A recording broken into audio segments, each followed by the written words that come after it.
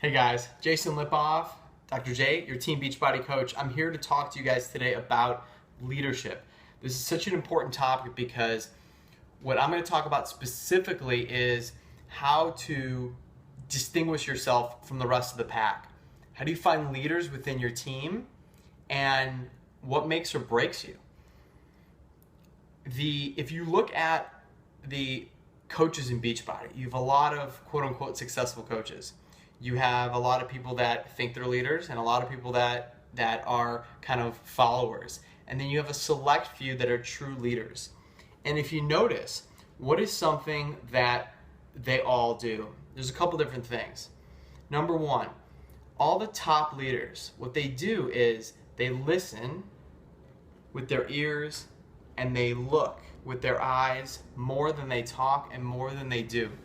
What does that let them do? It lets them live their life with their eyes wide open and to really be observers and really find out what people want.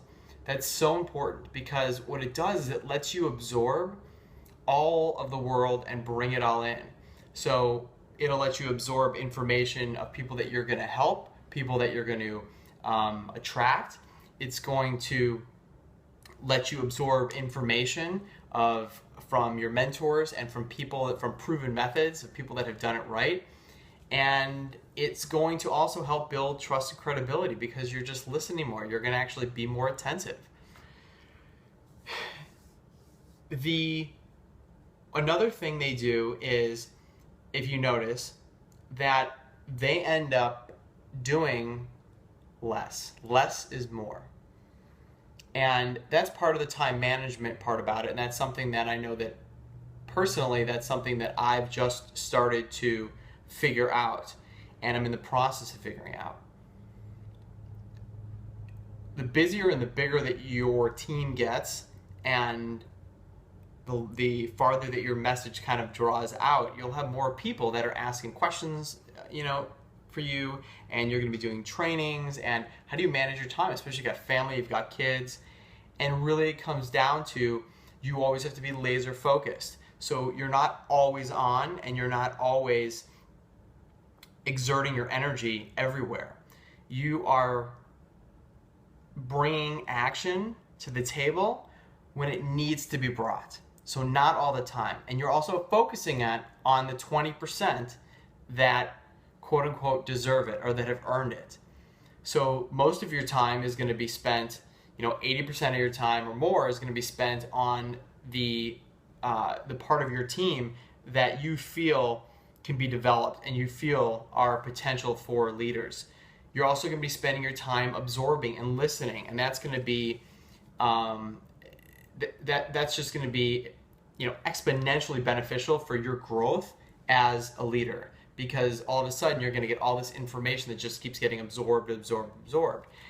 And that's how when you go to the grocery store, that's how when you go to the gym, when you're in line at the airport, I'm just kind of drawing examples for myself. When you have your eyes and your ears open and you just start looking at people and smiling and just noticing things, it just builds conversation spontaneously, but you also start to realize things. So for people that used to be introverts, all of a sudden they start to kind of just be more aware of what's important and what the likes and dislikes of people are, because that's what we do. We help people achieve their goals to lead healthy, fulfilling lives. Well, guess what? We're in the business of knowing people, so we've got to do that. So that's something else, is that when you open your eyes and ears, you end up doing less, but the work that you do is a lot more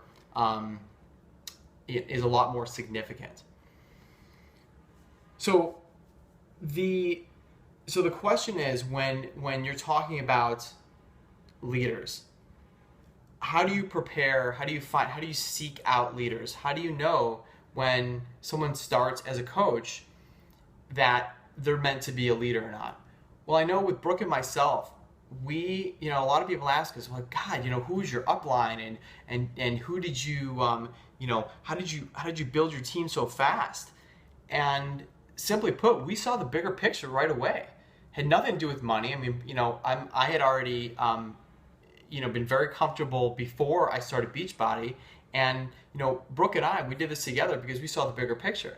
we realized that this really was the answer to end the trend of obesity and to really help everybody in middle America.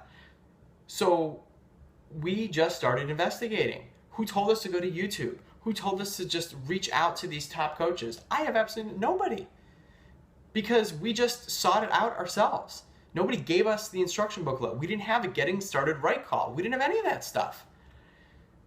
So, Brooke and myself, we had to stop and think to ourselves, we're wasting a lot of energy on a lot of people, a lot of coaches that they want to be spoon-fed, but we need to be spending 80% of our time on the people that we really feel like will be leaders.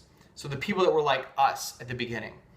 And that really narrowed it down. So that's the first thing you got to do. You got to find out who in your team, that one or two coaches that you really feel like they've just started. They just started doing their own Shakeology, shares. They've just started doing their fit clubs. They want to do a challenge group. That's where you know.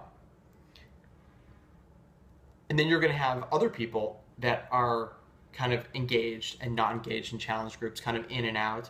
And you have to kind of gauge with where do they fall in the mix. But that's going to be kind of like this main pool. Now, can they get up and over and become leaders? Absolutely, but they still have not earned the majority of your time. Now, how do you present that to your team without offending them? And I think that that's very important. And it's all in preparation. If you explain to them at the beginning exactly what this is all about, the big picture, what the benefits are, what this can do for them, and then basically with your trust and credibility that if they get in the leadership track, that you will make them extremely successful. You will make them completely financially independent. They will achieve, every one of their goals that they ever imagined. And if they've got what it takes, then that's that track. And that they will be asked different types of roles, and they will be asked different assignments, and they will be asked to keep up. But we're not going to be their babysitters. We are there to help them, and we are there to lead them. But it's very important to know that they have to earn the right to get into that next rung. And that's our 20%. So I think I'll leave it there. And first, right now, your call to action right now is to find out who are the leaders in your business and in your team. And then you can start to allocate your time with who the people that you feel like are the people that can rise up. And then you can start to kind of build around that and build your team like that. So have a good one, guys.